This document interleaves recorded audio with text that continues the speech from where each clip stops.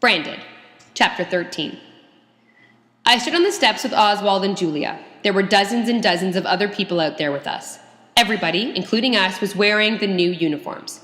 Most of the people around us were just killing time before they had to go inside. That was pretty common. Others were starting to go inside.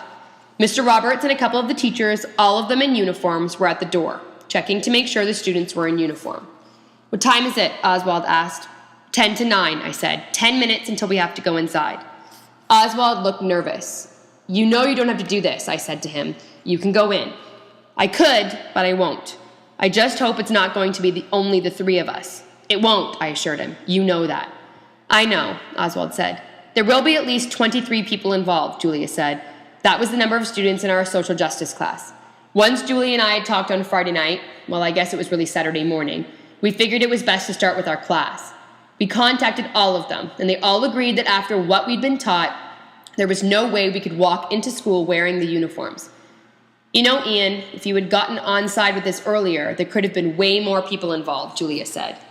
"I told you almost as soon as I found out," I said, "the same day. But you knew about the uniform for weeks. This isn't about the uniforms." "Of course it is." "No," I said. "It's about the uniforms being made under unfair conditions. If these uniforms were made by a company that did business responsibly, I'd be walking into school today.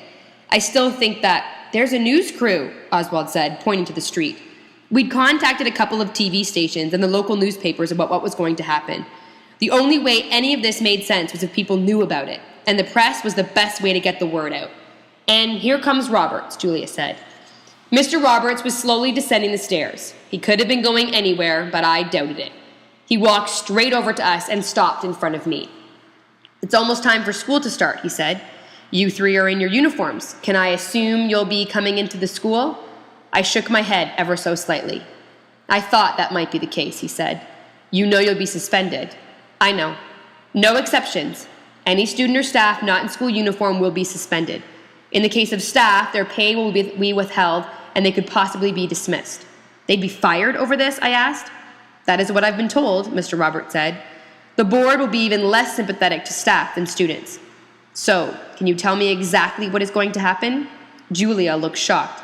"I don't think—" I reached over and touched her hand and offered a reassuring look.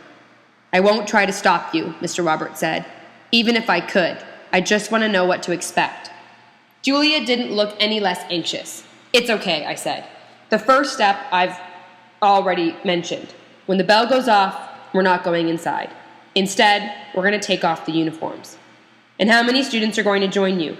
"We don't know for sure," I admitted.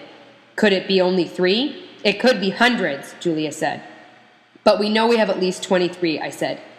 "Every single person in our social justice class," Julia said.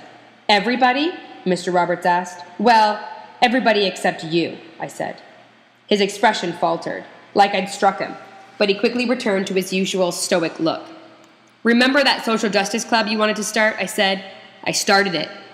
I guess I should be complimenting you on your leadership skills. I had some help. Julia contacted the media, and I thought a press conference would be a good thing. Getting the word out. Very wise," he said. "You taught us that was important," I reminded him. "And next?" Mr. Roberts asked. "We're going to do a protest march," I said. "We're walking to the board office to ask to meet with the Director of Education to formally present our objection to the uniforms," Julia added. "And if he won't meet with you?" Mr. Roberts asked. "Then the press will be there to see that," I said. "That he doesn't have time for his own students," Julia said.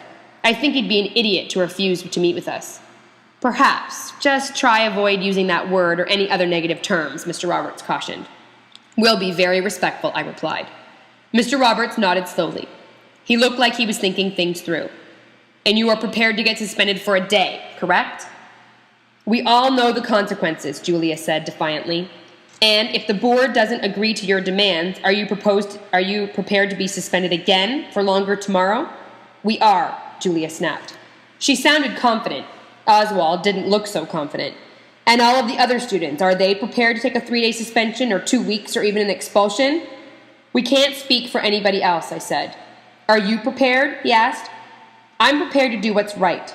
That's what you taught us. What you talked to me about, doing the right thing even when there's the possibility of something bad happening." "Ian, this isn't a possibility. This is a certainty," Mr. Roberts said. "I'm prepared," I said. "Can I ask you a question?" Of course. When you showed us that YouTube clip, when we all had those discussions in class, did you know who made the uniforms?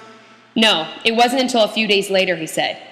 If you knew, would you have shown us that clip? I asked. Yes, of course. Even though it could lead us to doing this?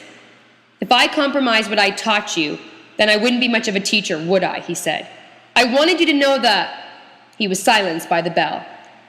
It's time for us all to do what we have to do, Mr. Roberts said. He started up the stairs. So, I said, we're really going to do this, right? Not exactly a quote that would make Gandhi or Dr. King proud, but good enough, Julia said. I took off my jacket and pulled off my tie over my head as Julia and Oswald and kids all around us did the same. There were a lot more than 23 people. The stairs were covered with students. On the sidewalk below, a camera crew was already filming the scene on the steps.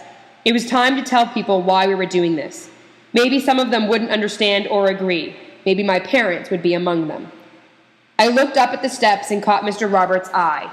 He smiled and nodded his head ever so slightly, giving me a look of approval that maybe nobody else saw. He was telling me I was doing the right thing, and that's all that mattered.